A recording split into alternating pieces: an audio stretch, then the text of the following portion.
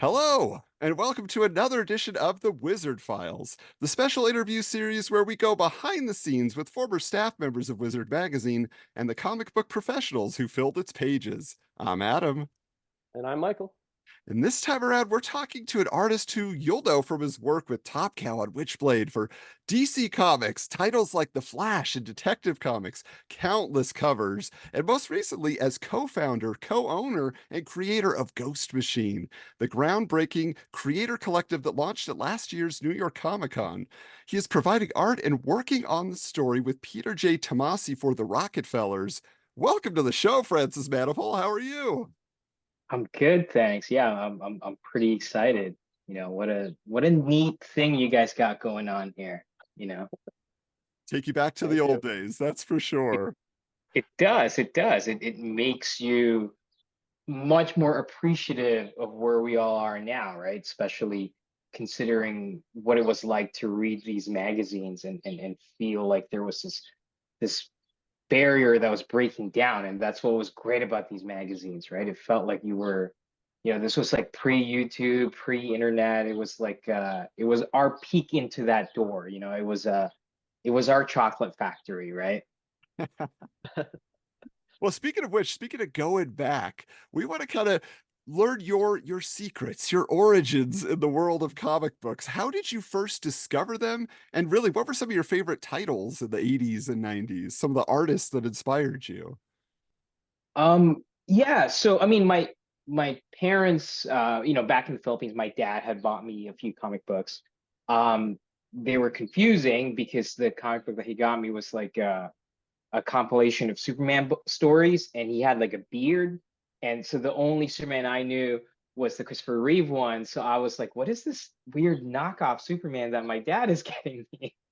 And I didn't know it was part of like a storyline, right? So anyway, so I fell out of comics for a long time. And then when I moved to Canada, my mom was at a bookstore, and I saw this X-Men comic book on the rack. Actually, this one right here. Somebody kindly gifted me this copy because I have since ruined it. I saw this on a spinner rack or one of those, near the checkout counter. So I'm like, Mom, can you buy this for me? And it just blew my mind. It blew my mind. I didn't know comics could look so cool. So I started just really getting into it. So I was there effectively when they were all working on X-Men. Now, mind you, at this time, I think those were older copies, right? Because the next thing I remember seeing was going to finding out there was such a thing as comic book stores and seeing this new magazine called Wizard, learning more about who drew this X-Men comic, right? And that was kind of that was the entry point, right? Like the comic books that excited me, and then this magazine that was showing insight onto who these creators were, right? So I up to that point there was always this separation, right? There's this comic book and that's it. It's for entertainment, right? I didn't know that it could be a profession, even though clearly somebody worked on these titles, right? So then, I started just reading all these magazines and reading all of these interviews that the artists would have. And around that exact same time when I was, becoming like a teenager, I sort of lost track, but I was really into basketball, right? That was my thing throughout high school. And I saw this documentary called Hoop Dreams. And, everybody likes to think or feel that they're like, down in the dumps and there's there's nowhere to go but up, right? So I growing up in Scarborough. If you're familiar, Michael's familiar with Scarborough. You always felt like, okay, I gotta do something to like strive for better, being from an immigrant family, right? So when I saw Hoop Dreams, I was like, wow, look at these kids, like trying to propel their life in a positive manner. And obviously I was never going to be a basketball player, but I could draw, right? So that was actually there was the interest that got me into comic books, which was X-Men and Spider-Man and all the Image stuff. And then there was the Hoop Dreams documentary that made me realize that I could turn this into a profession. And that fed directly back into buying almost every issue of Wizard magazine, specifically ones that had interviews with artists, because I knew that there would be something in there that would help me learn how to break in, right? And then to further that, I would even go to the library because, like, when I was in school, you're already in school, you can't bring comic books with you. So I would go to the letter C, right, to see if there's anything on comic books, right? And then I started seeing, books on like Hal Foster, Tony. I'm gonna butcher his name. Does geez, I can't remember. I think the Zungia, all of these classic Conan artists and Prince Valiant artists, and I was reading how they were breaking in, right? So it was weird. I was getting this cross section of how people broke in, like in the 30s, 40s, 50s, and 60s, and then there was this magazine that was showing me like, oh, this 18-year-old kid is breaking in. So I had this really warped perspective where I was combining comics and basketball because, like, okay, well, typically rookies get drafted when they're around like 18 to 22, and it seems like these comic artists are getting in when they're 18, 22. So I'm like, if I don't get in by the time I'm 18 or 22, it's over. So I had this very warped perspective when I was 16 that I needed to start working on my portfolio right away. And that's essentially what happened. I started going to conventions, Wizard conventions specifically. If you're familiar with the one in Chicago, that Yeah. was my first big one, and then that's where I started showing my artwork. So yeah, the Wizard connection runs deep when it comes to the fandom and the aspirations that I had of trying to break into comics. So Yeah, yeah, I gotta mention this. Just this is funny to me because to have the basketball connection, I know Bernard Chang was also. I think he was a yeah, basketball player in college when he was breaking in at Valiant. I feel like yeah. there could be a comic book all-star team, just like get all the players together. Well, the big difference is Bernard is actually a really good player. I'm not. If you've ever played with Bernard, he's really good. I think the only thing that slowed him down is I think he like tore his ACL or something like that. But he's a fantastic ball player. Unlike me, I'm just I like to just jack up threes.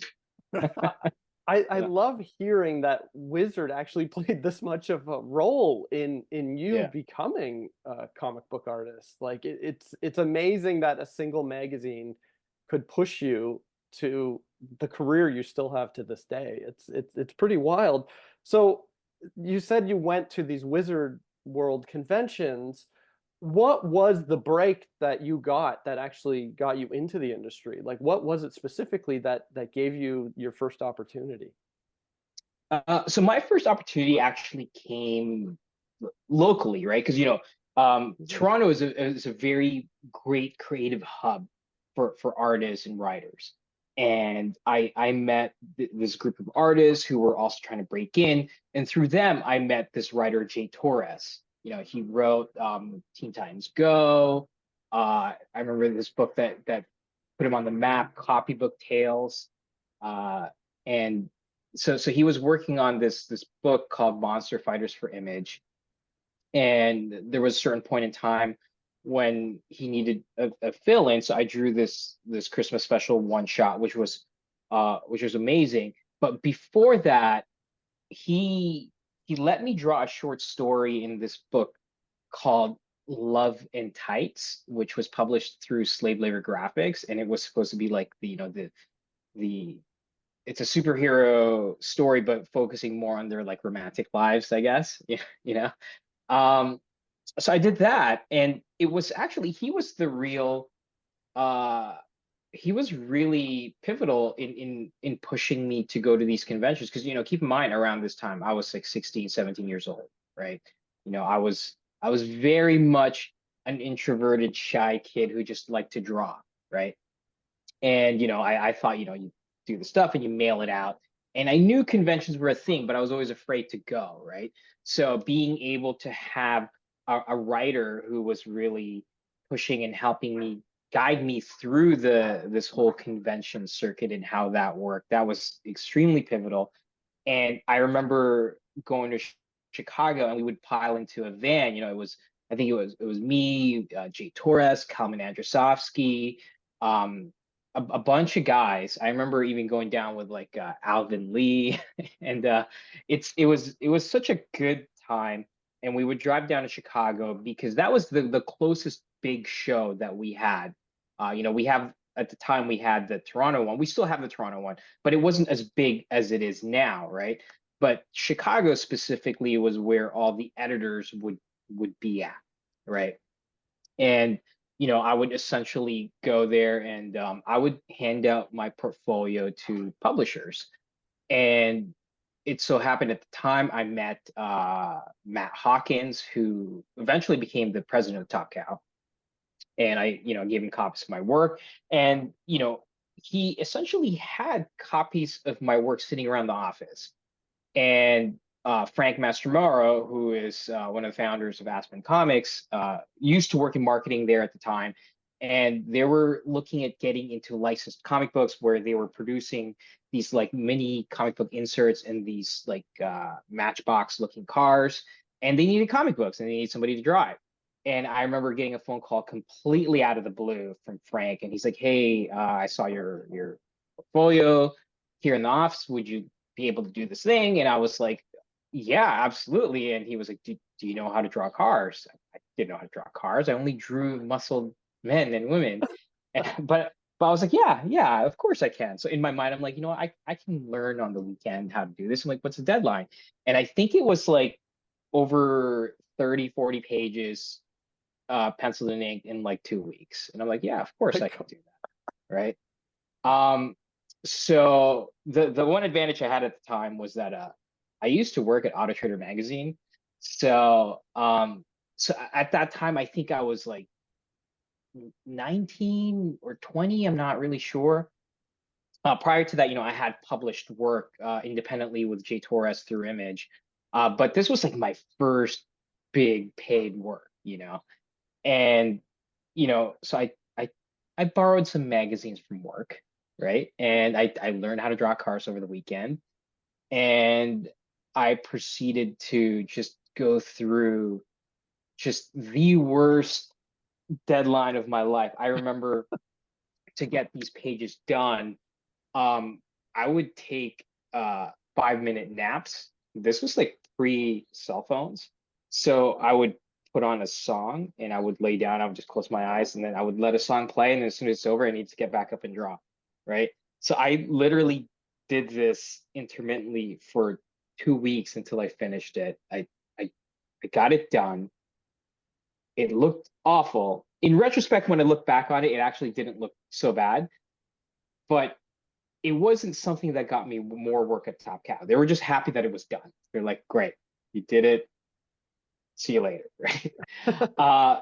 But through these conventions, I developed a relationship with Frank and the guys at Top Cow. And I was like, I started showing them the work that I was doing with Jay Torres. I was like, hey, this is what I can do when I have a little bit more time. And then from there, I started getting fill-ins.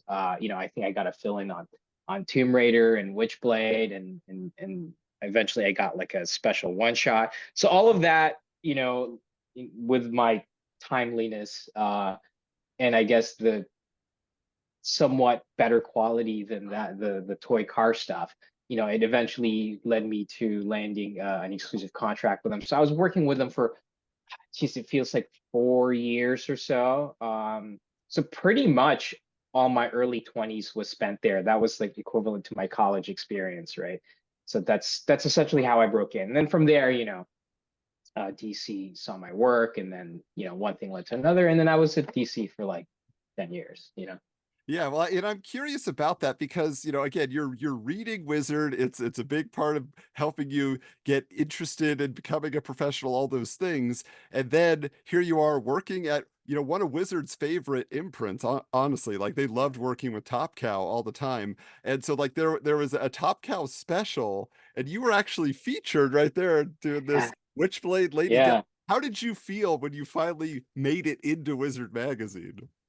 Oh, dude, it felt really surreal, you know. It not to bring another sports analogy, it probably felt like the first time, you know, you were called in the starting lineup and you're standing there running down the aisle and you look up and you see yourself on the Jumbotron or something, Yeah. right?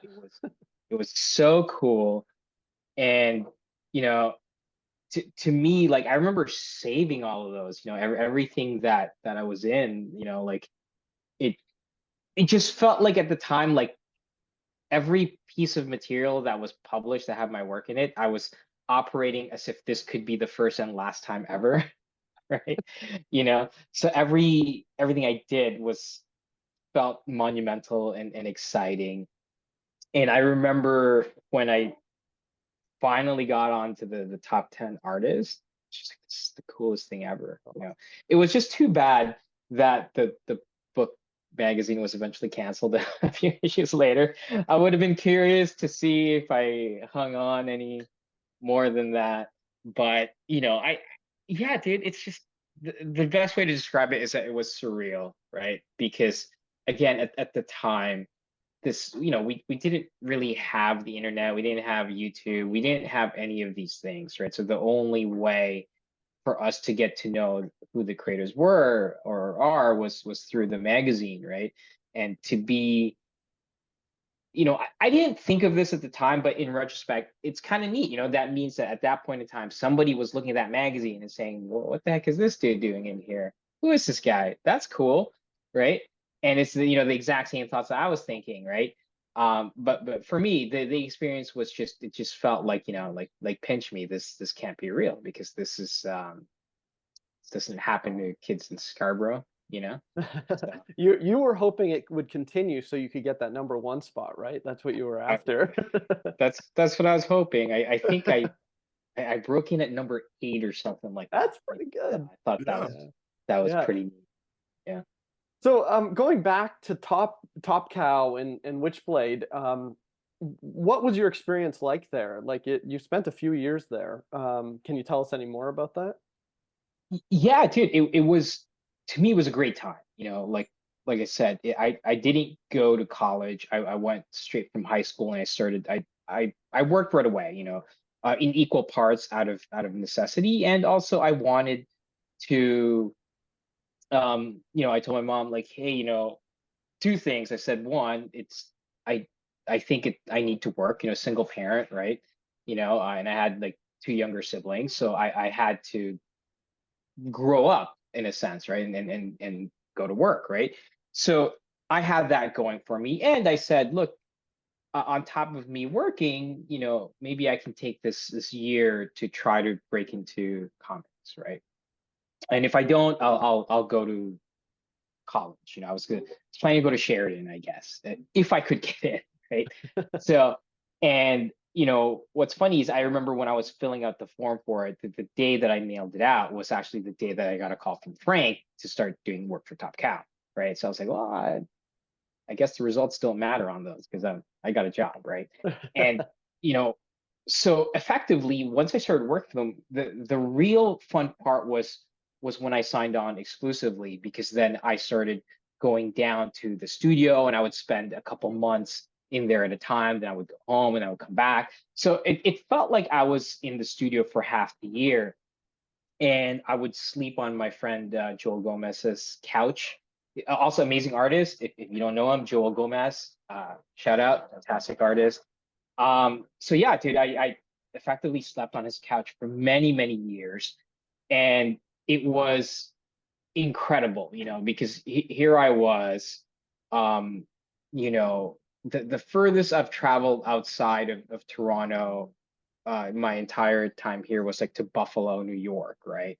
You know, because at the time, that's where you would get the cheap stuff, right? You would go to Buffalo, buy a bunch of stuff, you buy a skateboard, ride it around the parking lot so that it looks like it was used, and that way you don't have to pay taxes when you cross the border, you know, so like that kind of stuff, right? And then so being in LA for the first time, you know, and sitting there and working and hanging out with Mark Silvestri, um, I think at the time Tyler Kirkham was there, Joel Gomez, Eric Basildua, um, it was Mike Choi was also there, and it was so cool because here we were all learning together, right? And what was incredible was that, you know, none of us rolled into the studio until around like 1 p.m. And as soon as we get there, we would have lunch, which effectively would take a couple hours, right? And then by the time we get to the studio at around like 3, we'd start working a little bit. And then at 5 o'clock, when the editors went home, you would hear on the PA system, you would hear someone going, ah, which was the opening theme song to Halo, right? And that was like the sirens called, and then Mark Silvestri would leave his office and come into the pit, right, which is where we all drew, and we would all play on these 3 Xboxes, and we would just shoot each other, right? And it was, the just the glee that you would hear from Mark Silvestri, this like 7 foot tall guy, and everybody was like a kid again, right?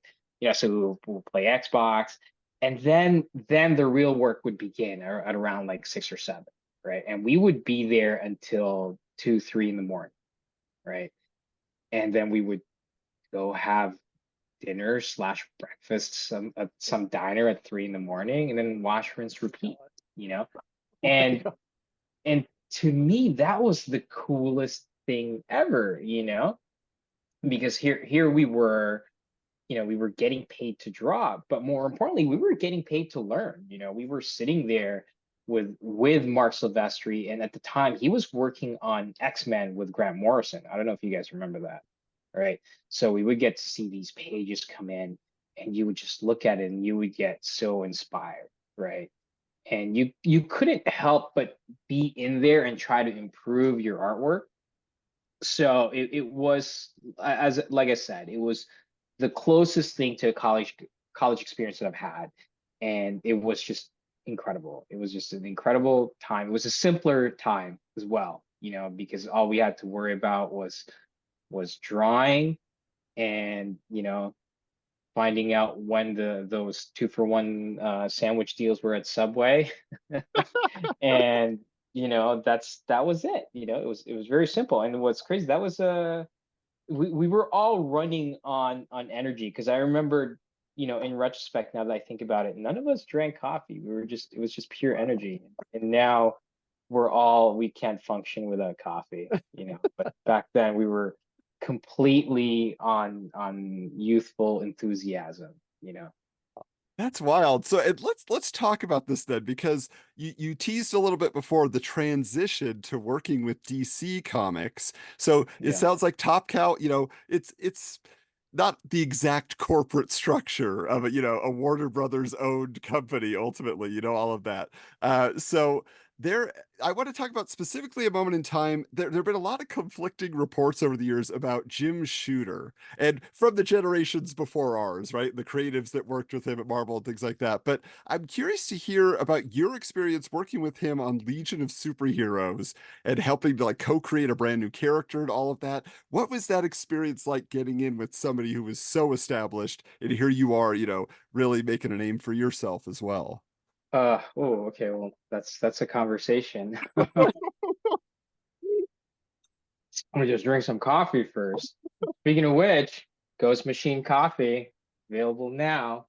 Um, I'm still Plug it waiting in for a there. bag. I'm waiting for a bag, It's Francis. coming. It's coming. You can come over to the studio and we can drink it together. I'm waiting for the local coffee shop to have it, and then we can Oh my go God, to the shop. that's one can dream, right?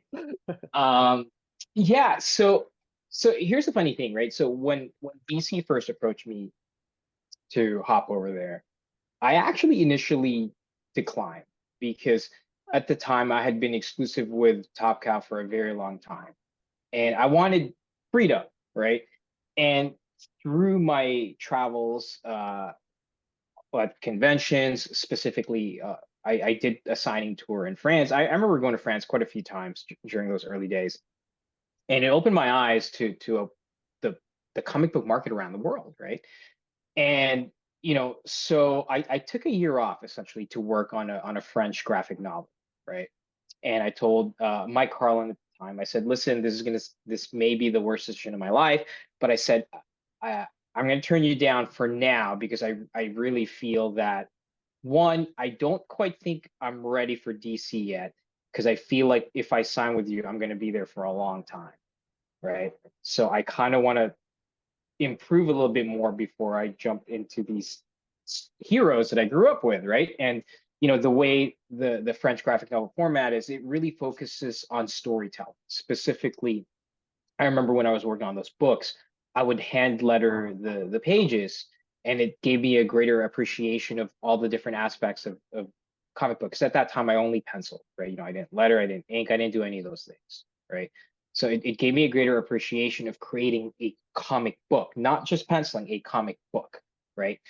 So then when I finished that, I messaged DC, and I'm like, hey, I'm ready, and but at that same time, there was a bit of an audible thrown in, because I had done this one shot with Robert Kirkman, and he was about to begin his tenure at Marvel. And so the reason, this is a really long intro to get into this Legion Gem Shooter thing. Okay, so at that time, Robert was set to take over Ultimate X-Men, and he said, I would love for you to draw this thing. And I was like, oh my God, this is it, right? I literally, first comic book I bought for myself was X-Men, Ultimate X-Men, with this fantastic writer on the rise at that time, and I think we could do some really cool stuff, right? So then we started talking to Marvel, yada, yada, yada, contract. Then I started talking to DC, and I was like, well, what am I going to do at DC? And I think at the time they were like, oh, we were thinking you would be really good at Shazam or something like that.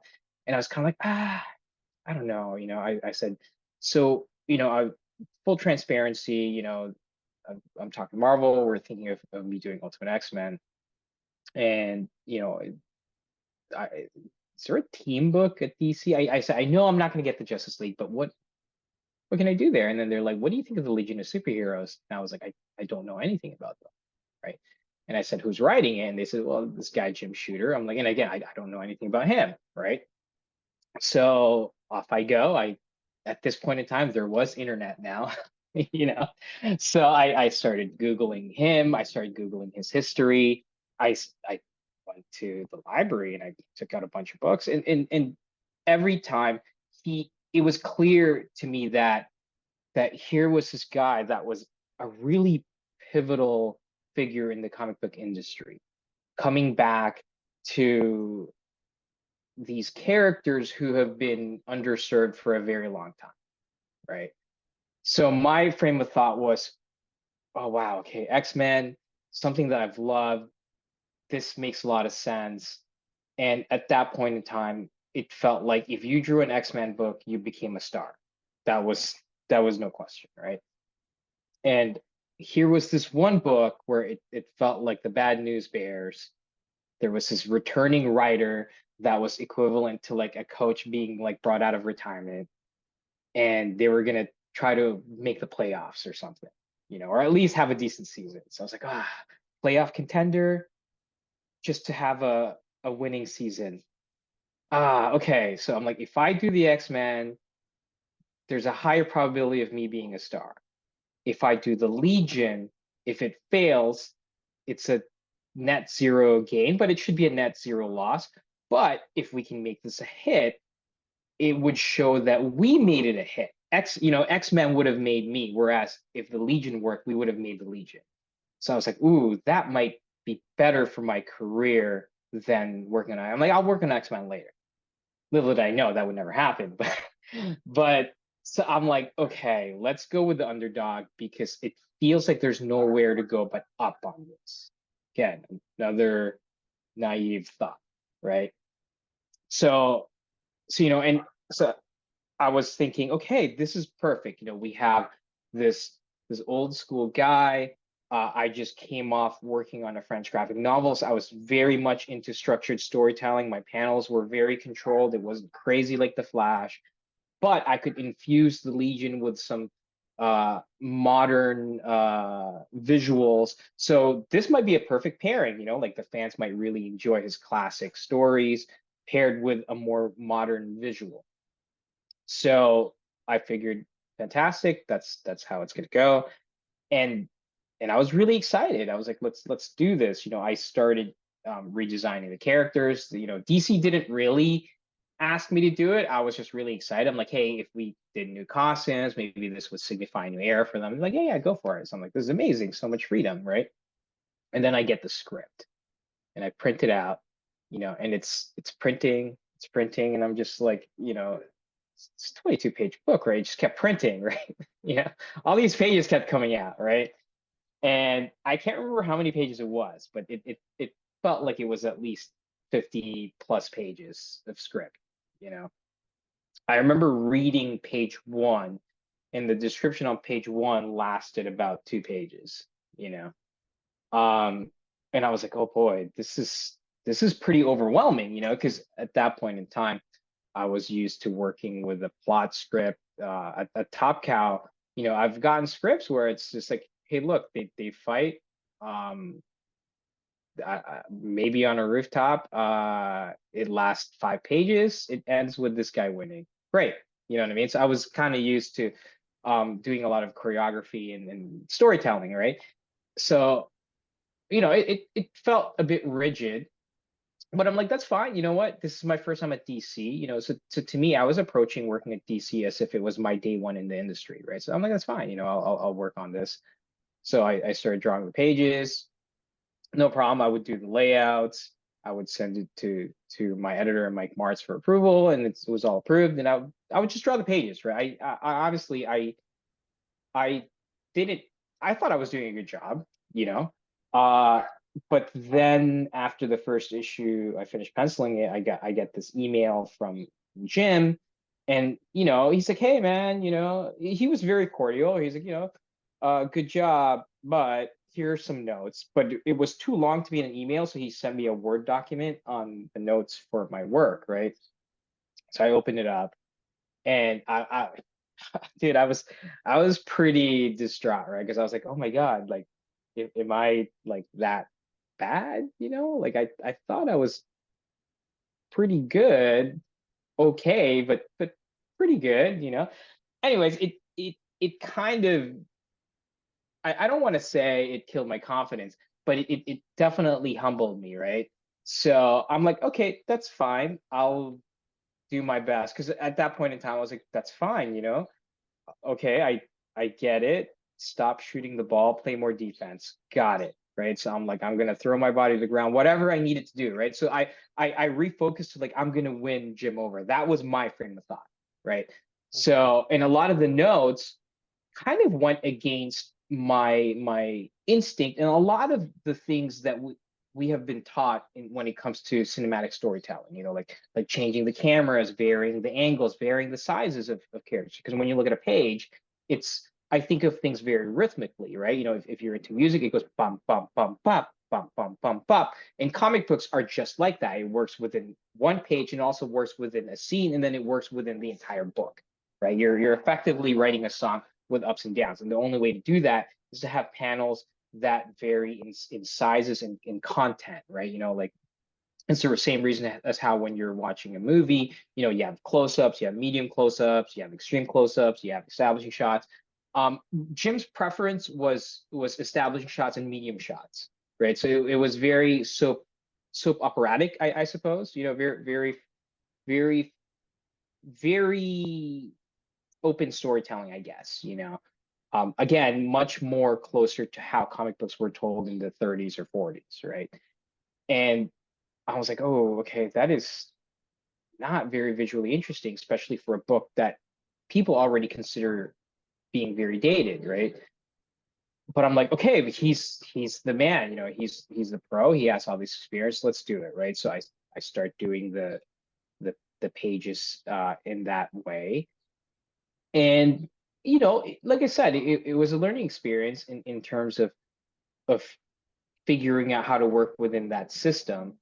Um, and then the book ends up being canceled because it didn't do very well.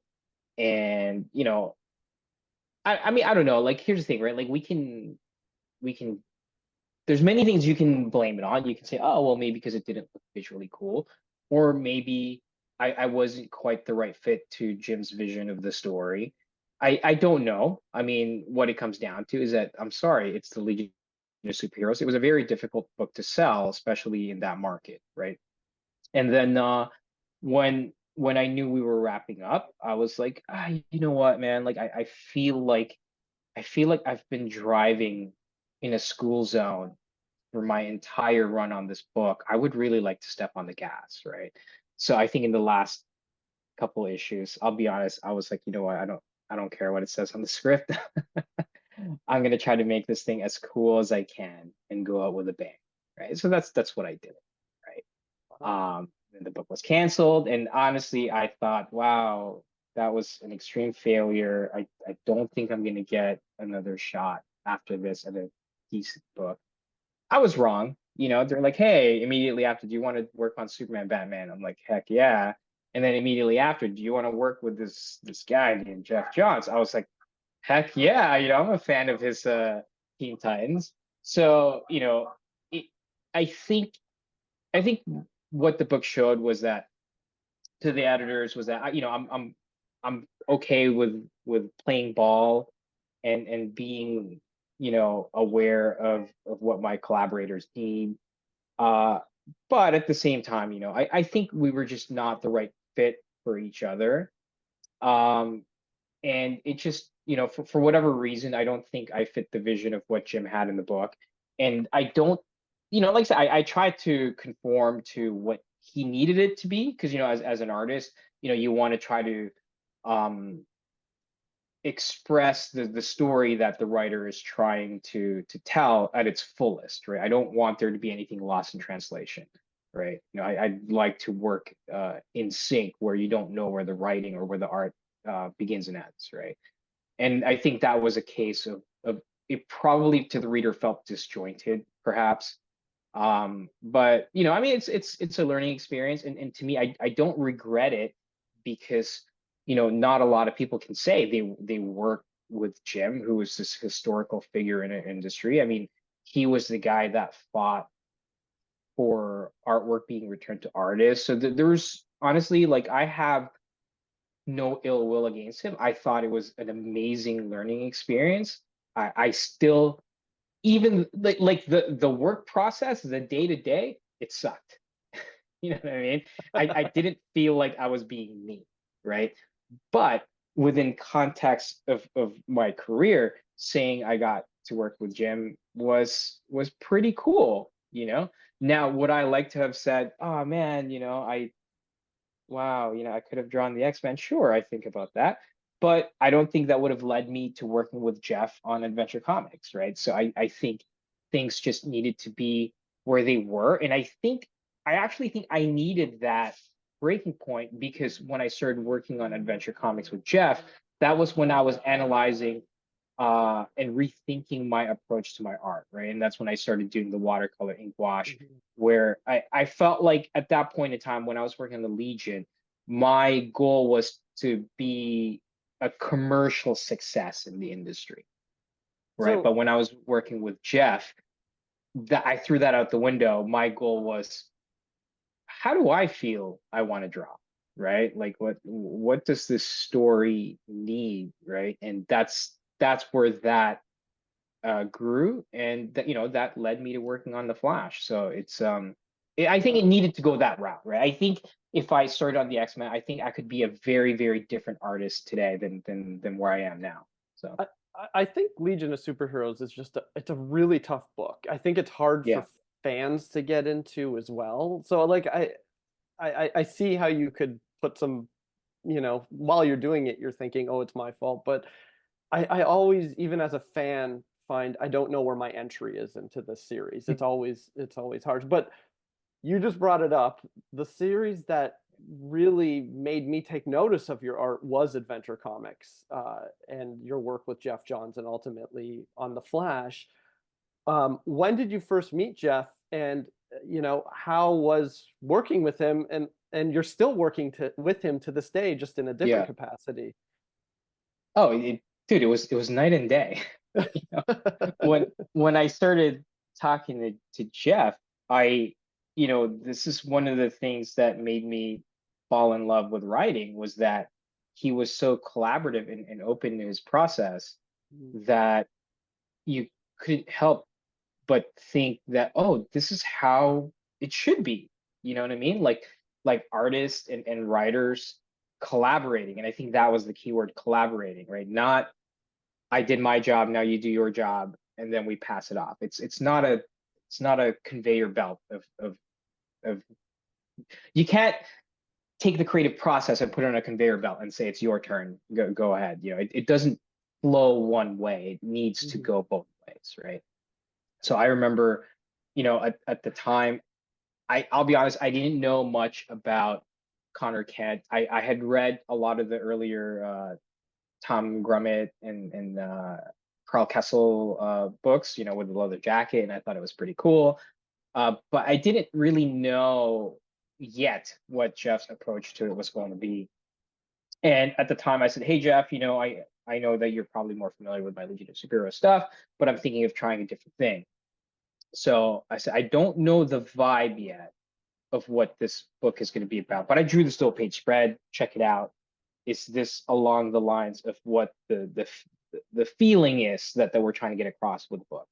And it was the scene where Ma Kent is there with Connor, and she's got like this blanket draped around her that was like red, and then you have the crypto there, and they're looking out in the cornfield. So I drew this double page spread, and I said, like, does this pass the vibe check for what you're thinking? And I said I was kind of thinking, that Richard Donner Superman 1 thing. And then he's like, "That's funny." He's like, "I don't know if you know this. I used to work with Richard Donner." And I was like, I had no clue, right? And I remember going to his office, and I thought this was the coolest thing ever. Jeff's desk wasn't like your typical computer desk. It was actually a drafting table that he put his computer on. Because Jeff also thought really visually, right? And I remember him telling me that before he writes, I mean, I don't know if this is still his process now, but at the time he was telling me that he would kind of thumbnail it to see if it passes the visual test before he writes it down, right? And it makes so much sense because when I would get the script, you see it right away in your head, right? As an artist, when you read a script, to me, scripts that connect with me is that if there's no struggle with the storytelling, I read it and I see it right away. And there's some scripts that I've received where it's a little bit more difficult, where I'm like, I'm trying to interpret what it is they're trying to say. But Jeff's scripts are so succinct, and I guess it makes sense because he already knows what it's going to look like. He doesn't send me those thumbnails; he just writes it down, and then sees how I interpret it. So at that time, he's like, "Hey, is my editor?" They're like, "Hey, is this inking style and with ink white, is this sustainable for a monthly?" I said, "I don't know. Let me take the weekend to see if I can make it work." So around that double page spread, I drew a page 1, and I think I drew a page 3 and 4 or something. So I made a sequence, right, out of that double page spread. And I'm like, "Hey, I managed to be able to do one a day, right? I think we can make this work, right?" And then they're like, "Great, we'll rock this style, right?" And then when I received the script to the first issue of Adventure Comics from Jeff, I noticed that I was a week ahead of schedule because he wrote in what I already drew as a sample. I mean, now mind you, it was weird because it was a sample for a book that I had already received, but I was, I'm not, I'll be honest, I'm not a good I get bored at like designing. I like to work within the story. You know what I mean? Most of the time that's how I prefer to design. I want to see its function before I decide on the form. So when I found out that I was like a week ahead of schedule, I was like, "Oh, I think me and Jeff are gonna get along really well," So he wrote the dialogue around the first 4 or 5 pages, and that became the opening sequence, right? So we started off a week ahead of schedule, and it was incredible, right? Because it was the first time that I was working with a writer I mean, it was like this as well, actually, with David Wall on Witchblade. We spoke a lot and we hung out a lot, and it made me feel like that, except when I was working with David, I was very new, so I was still learning, you know what I mean? So with working with Jeff, working similarly as David, when we were much more collaborative, I had more to offer Jeff than what I did back then with David, right? Because I was still learning. So now with Jeff, with having a bit more tools in my tool bag, I guess, that's that's how adventure comics came to be, right? Because I think it was a confluence of events of where my career was going, what I was trying to do with my art, the right book, the right title, and the right collaborator, right? And I think that was very, very key. That was because, to be honest, if I didn't work on adventure comics, I didn't work on it with Jeff, I don't know if that artistic style would have really grown appropriately, because when I tried that on Superman Batman, while it worked, it wasn't the it fit fine, but adventure comics is where it really sang. I think the natural elements of watercolor really lent itself well to the farm and the landscape of Smallville. So it was really a good pairing for that that look, I guess. Yeah, very interesting. Wow, it's awesome to hear, like, yeah, when two creators can come together and be like, Yeah, it's working, like just the yeah, excitement of that. Now, so now you're fully entrenched with DC. They're liking your work. They're keeping you on these titles, like Mike was saying, you're working on the Flash. But then there is this new initiative, this new 52 at DC that is happening, and you're kind of relaunching the Flash in a way. You have a collaborator there. Is it Brian Buccellato? Is that how you say the name? Brian Buccellato. Yeah, Buccellato, thank you. But also, what I wanted to ask about that is during this period, going back to Wizard, a lot of Wizard staffers had moved over to DC. So there are people, yeah, Brian Cunningham, Pat yeah. McCallum, they're over at DC. So kind of talk to me about New 52 is happening, your reaction to hearing about that, but then did you know these guys worked at Wizard? Did you recognize them? Like, how was that all going down, that confluence of events? Of course I did. That was one of my superpowers when I would go to conventions, was that I would tell my artist friends, I'm like, that's that guy, that's that guy, that's that guy. Because when you read those magazines, you know exactly what they look like, especially when they did those office tours, right? And remember, Jim McLaughlin was also worked at Top Cow, That's and he right. was at a Wizard for a long time. So when I worked with Brian Cunningham on The Flash, I thought, oh my God, this is so cool. Hey, well, what was it like working there? You know? And Brian was great, because you know this was more or less the first time I was given the opportunity to write something, you know, and it was daunting. But I had a bit of an advantage in that I've worked with Brian Buccellato for a long time. He's been coloring my work from Top Cow to DC, right? So we've been friends, geez, for over 20 years, right? And so I've always known that he wanted to write. And in fact, at Top Cow, we wrote a single issue story together on the Darkness, right? I was not credited because they didn't want to pay me for the writing. And I'm like, that's fine, So me and Brian wrote it together. And then I drew it and he colored it. And, you know, so I remember this. And at this time, when we were at DC, I was an artist and he was a colorist. And, when DC gave me the opportunity to write, I'll be honest with you, as much as I'd like to say, oh, they saw a spark in my eye and said, we think that guy can write. Not at all. The reality of it, more than likely, this is speculative on my part, more than likely, it was probably because my contract was about to expire and they knew that I had some itches to scratch in the Marvel universe. And they also wanted some continuity on the Flash, because at this point in time it had been relaunched multiple times prior to this massive relaunch, and they would like somebody to come in to sort of bridge the gap as it is relaunched once again. So, but at this time, Jeff was getting really busy with Green Lantern as that was really expanding. And they asked me, like, do you have any interest in writing? And I said, yeah, absolutely, I do. I just didn't think that there would be an opportunity for me to expand on that at DC. I thought that was something I would have to do in the creator own world.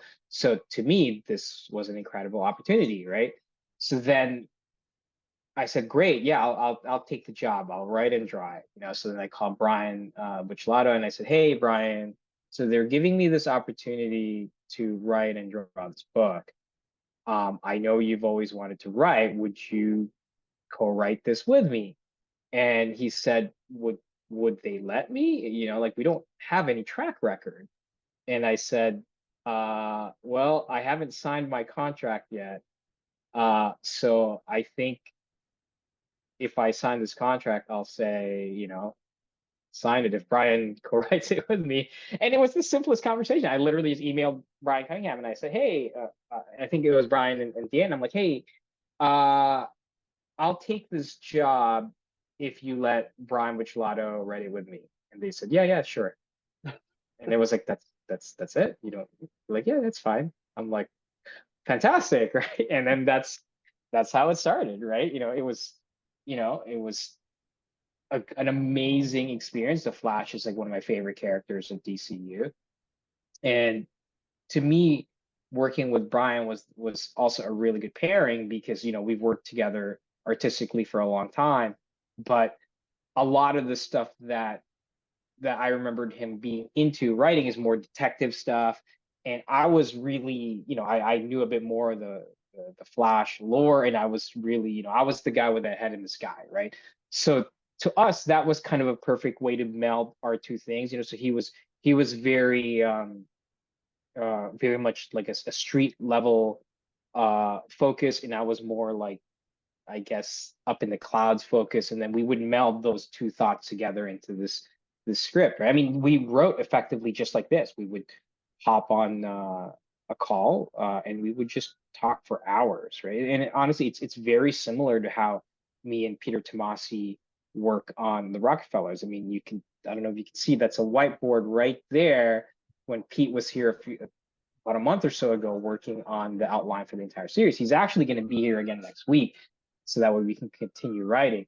So, to me, it was again the experience, working with Jeff and learning what it was like to be in a collaborative environment, and then working with Brian to be in this very collaborative environment, and then I started working with Scott Snyder in a collaborative environment, and then now I'm working with Peter with a collaborative environment. Like, to me, I don't know how to work in any other way where my hands aren't on everything, because to me, when you're trying to create a story, it's the reason why I started coloring my own work as well, because I realized that that is an extension to telling a story. Everything is connected, right? It's hard for me to like separate just one job and just do this one thing, because then I feel like I'm not emotionally or mentally engaged with the work, right?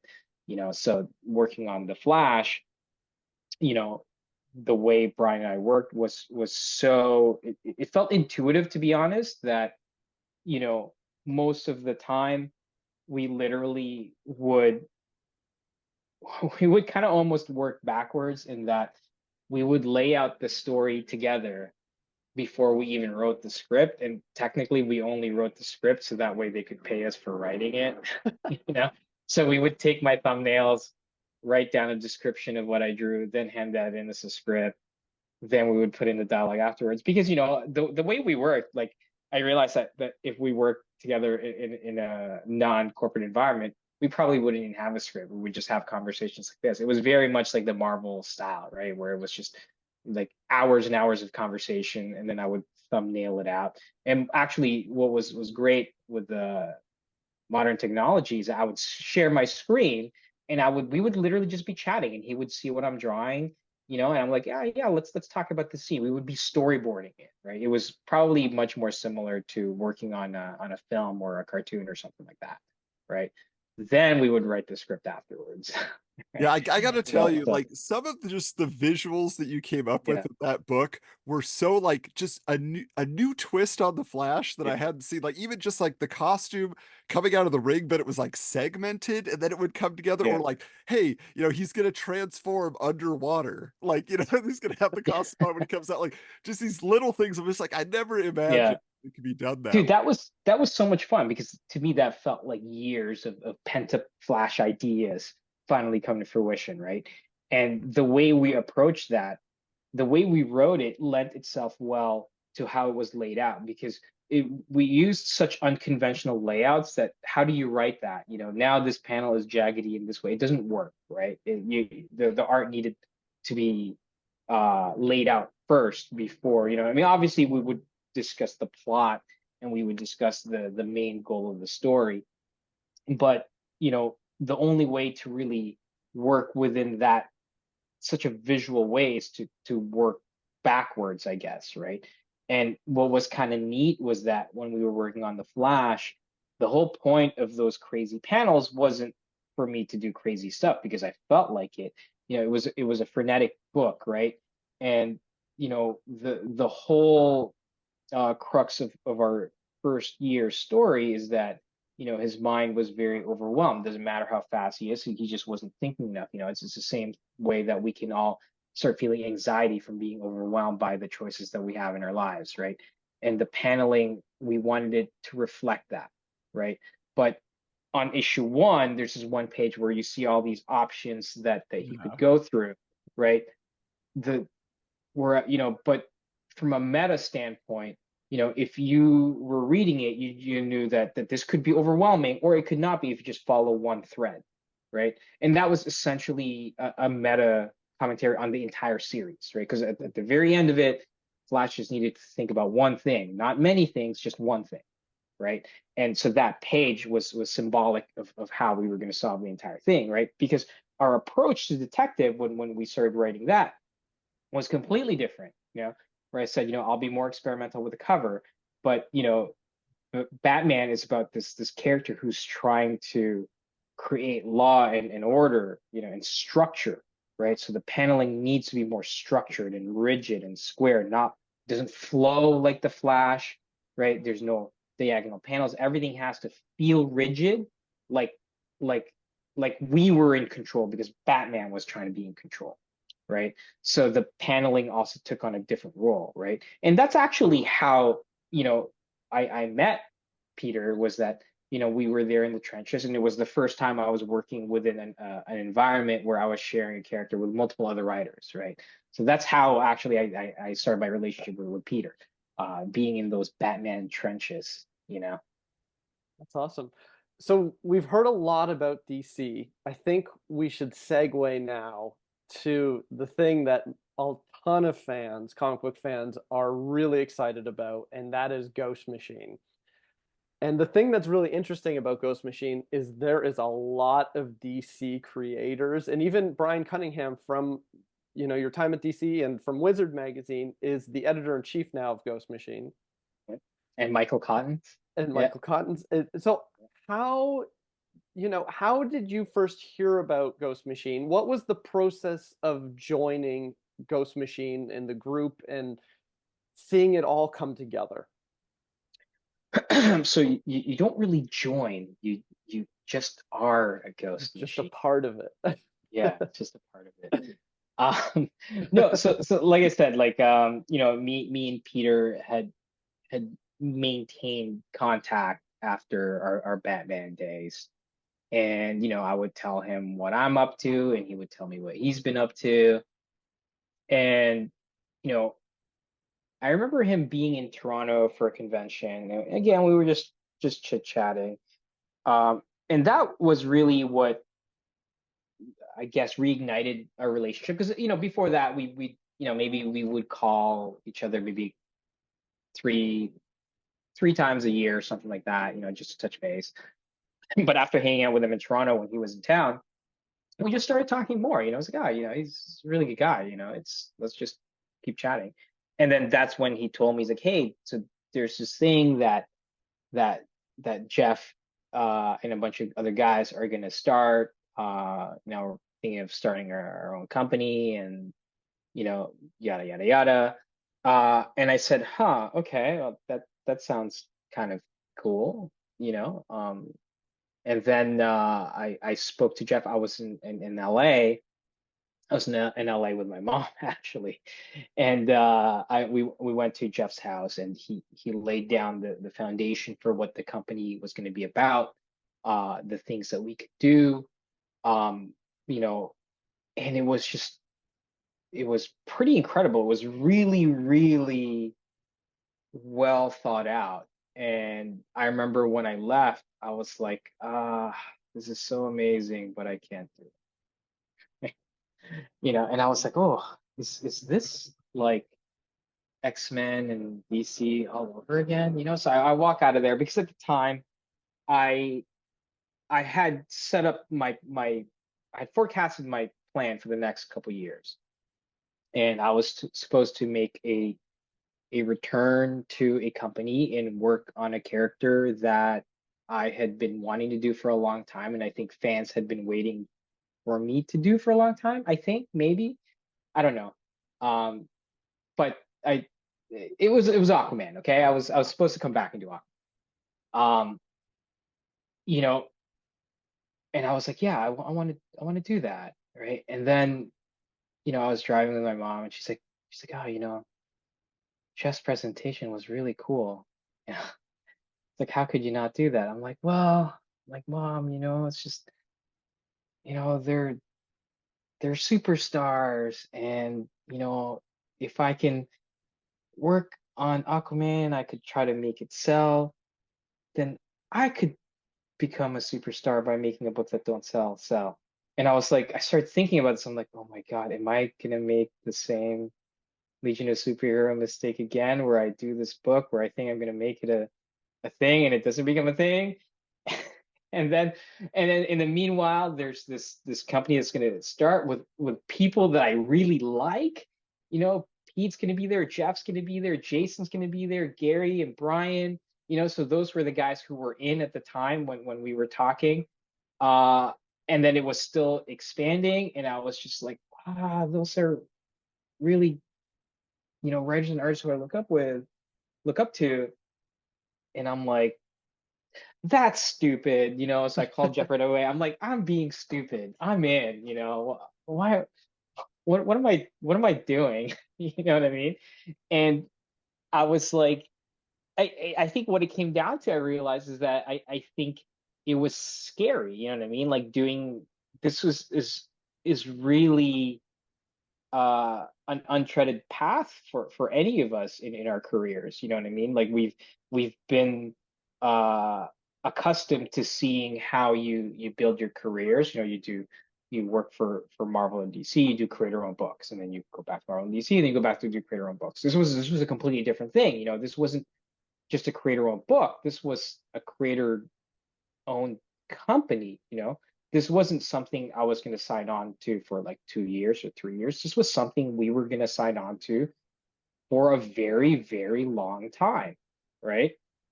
And that admittedly scared me a bit, right? Whereas, if I work for Marvel and DC, that there's a timeline, right? A couple years, maybe 3 years. And but then the more I started thinking about it, it's like, this is an unpredictable path, and I think this is probably the right path, because excitement comes out of that. It's not status quo.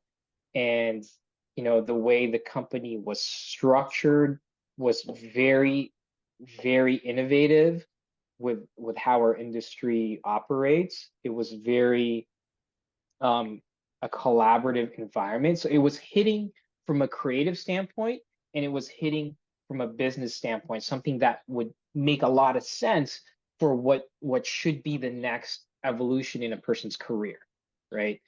And on top of that, the people who are involved were just, they're even better people than they are at their creative endeavors. You know what I mean? So you have these guys who are really good at what they do professionally, and at the same time they're even better people. So it's like it was just such a no-brainer. And it made me feel like, when I hesitated, I not only not only did it make me feel like I had no brain, it made me feel like I had like a negative brain or something. Because how could I have even thought about not doing this, right? And I think about that often, and I couldn't be happier. You know what I mean? I mean, at the end of the day, I'm still a fan. I'm still a fan of certain characters that I'd like to do. I'd still like to do X-Men. I'd still like to do Aquaman. I'd still love to do Spider-Man. But, you know, what it comes down to is that, those are characters whom we are renting for a short period of time, and we're hoping to, um, I guess, imprint our work in the larger body of work within those characters. But at Ghost Machine, we have an opportunity to add characters into the lexicon of the comic book industry, right? And that that just felt like not only a bigger task, but also a bigger reward creatively, right? Yeah, well, and it's interesting because, a lot of people, they hear about this group of very talented creators getting together, and it sparks the memories of Image Comics in the early 90s, right? Image is forming, and you guys are publishing through Image, but would Yeah. you say, is that a fair comparison, or how does Ghost Machine differ from the Image idea way back when? Um, it's interesting, right? Because as a fan from the 90s, to me it doesn't feel like it. To me, Image felt massive, right? Now, I don't have a proper perspective because I'm in it, right? But based on the reaction that we're getting online, it feels as if it's that big. I don't think it's that big objectively, because the industry is just very different. But you can't deny that this is the first time since then that a group of creators have banded together in such an impactful way, right? And I think that there's the massive difference is that I think when they started Image, every creator had their own kingdom, right? They ruled each kingdom to their own accord, I guess, right? And maybe every now and then they'll send an emissary to each kingdoms, but they operated independently under, I don't know, one land, right? Uh, but with Ghost Machine, there's only one kingdom, right? And we all operate within this one thing. So each of our individual success is a success for the company and a success for the other member of the company, right? So there's no, I think at Image, everybody as a fan knew this, and we loved it. There was competition, right? Like which studio is better, Wildstorm, Top Cow, or Extreme, or Tom McFarlane Productions, so there was like this, it was, even though there were one, it felt like, yeah, no, I'm a Top Cow guy. I'm a TMP guy, or but with this one, there is no separation. You know what I mean? We're just Ghost Machine, right? It's one entity. We share in each other's successes. We'll be sharing in each other's losses, and it's very, very different, and it is very much in line with with what I learned early on in my career, which is that the collaborative process, both in the creative part and in business, is, I think, what makes this thing so unique, right? Everybody is so emotionally invested in each other's success. Like, it feels very much like a team. It's like if the three of us were running a 3-on-3 basketball team. I want you to score, because if you score, that means, I don't get the point stat. That's fine, but our team is accumulating points, right? So, like I said, man, that's, I think, what makes it really unique to the early Image days, is that we're like, all for one for all, right? Not one for one, but under one banner, right? It's just, we're all a single unit. So It's really cool. I have made it very well known that I am a big Ghost Machine fan. I've I was in on day one. I came and met you at a signing even. yeah, yeah, I yeah. have I have two of your books here that you No, thank you signed. so much, Um, so in that book there is a preview of the book you're going to be working on with Peter, Rocketfellers. man. And it was a lot of fun. I think a lot of people were surprised because none of us knew what anything was really going to be. And this preview gave us a glimpse into some of these titles. So what can you tell us about Rocketfellers? And a bit of a follow-up question. Are you a big Little Miss Sunshine fan? Because I only recently noticed a connection between your cover of Ghost Machine and the Yeah. poster for Little Miss Sunshine. Yeah. Let me. Ah, I don't have that van, but I have this one You got right that here. one. So Yeah. I worked Uh, on the promotions team did you? that back at Fox Searchlight. So that's why I Yeah. have this. It's Oh man. I'll Yeah. have to No. get you one. So here's the thing, right? With yeah, of course, I'm a fan of the movie. You know, it's a movie about a family. You know, and ever since becoming a father, I feel like before that, comics was my identity. You know, comics informed a lot of what I did in life. You know, and since becoming a father, it's becoming much more apparent to me that what I do in my life is influencing what I'm doing in my work, right? And seeing that movie a long time ago was I'm seeing it differently now that I'm a father than I did back then, right? And I think, you know, not to get into PR mode with a book, I think that's one of the stronger aspects of the Rockefellers is that, we're it's a book about a family, right? And I think it's a not to be confused at a family book, right? Because I think there's different connotations to being a family book, but it's a book about a family, right? And what makes it interesting is that you could read it as a kid and have a completely different experience as you would reading it as a father, or you know, one day when you become a grandfather and you reread this book, it'll be a completely different experience for you, right? So I think we're trying to tell a story that covers um, multiple multiple I guess generations of readers, right? That that hopefully allows you to come back and read it and have a completely different experience than you did 10 years prior to that, right? So, when it came to doing that cover, obviously the Little Miss Sunshine poster is so striking, right? And seeing a lot of the Ghost Machine covers and having the foresight of a lot of the the art that we had was extremely lush and detailed. And I kind of if you've learned anything from our conversation, I like to try to zig when everyone's zagging, right? And I kind of thought, well, what if we took a much more graphic approach and something that you look at the image and it tells you right away what the book is about, right? And Little Miss Sunshine, you can watch it as a kid and just relate to the daughter and say, yeah, I really want to get to that competition. Or you can relate to the grandpa or the dad, right? It's a multi-layered experience, right? And I just felt like, paying an homage to that movie would give the audience a really good indication of what's in store for them as a reader, right? I mean, it's a van with a rocket on top of it, and you have this family that are running away, right? And I did it the opposite, where in the poster the bus is driving from left to right, but I did it backwards because they're going back in time, right? So it's kind of a mirror image of that poster, right?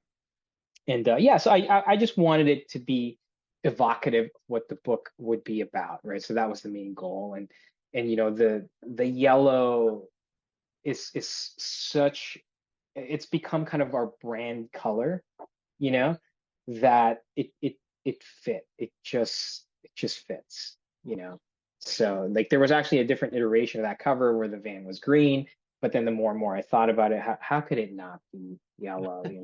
That's the Ghost Machine thing. So yeah, that's how that cover came about.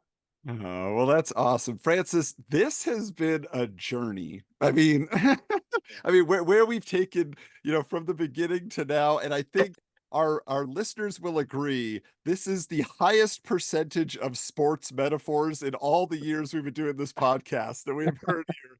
You're bringing in a new audience that's going to be able to get comics now. They're like sports. Yeah. Been Well, great. check this out, guys. Like, Yeah. just to bring it back to comics, let me show you guys a little preview. Oh wow!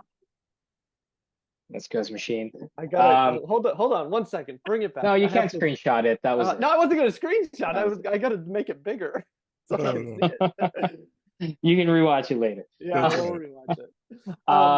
Yeah, no, it's going to be a lot of fun, man. It's such an adventurous, emotional book, and yeah, thank you guys so much for having me on. Dude, again, this is so cool. I still regret every day getting rid of my magazines, and I love that you guys are doing this. I think it's a service to all of us who have lost our magazines, and we get to relive it through your videos. Yeah, well, thank you so much. Yeah, we're happy to bring everybody back. But as they look towards the future, Francis, where can people connect with you to get the announcements? Where's Ghost Machine? Do you know all the socials that you can send people to so they can stay connected? Also, when Yeah, is yeah, you can Rocket? find us. Yeah, Go ahead. also, tell us when Rocketfellers is coming out so that we can really start looking forward to it and telling our Sure, shops to pre-order. Rockefeller's going to come out in November. I don't remember the exact date, but it will definitely be before American Thanksgiving, because the story is it's set during Thanksgiving. You know, it's a family book. It makes sense, you know. In October we're launching Hyde Street, so you know in October it's this spooky season, right? So you know, I like to say that you know we'll scare you in October, and then in November we'll welcome you with a nice warm hug. Yeah, but then drag you along on this adventure, right? So yeah, it's gonna be exciting, guys. I can't wait for everyone to read it, and it feels so long, you know, because I'm not used to talking about a project this far in advance, right? And it's painstaking to not share as much as as we can. Although we own the company, so no one's telling us not to share anything. So if you want to see any previews of our work, go to @GhostMachinePro. You can find that on every social media, both from Instagram, Twitter, and YouTube. We have a YouTube channel as well. And pretty much you can find each individual members of Ghost Machine through that, because you know we'll share our posts and stuff like that. So that's where you can find us and all of our work. Well, excellent. We will be watching for sure. This really has been a pleasure. Thanks so much. Thank you so much, guys. I will, if I'm ever back on, I will make sure to get a Wizards t-shirt as well.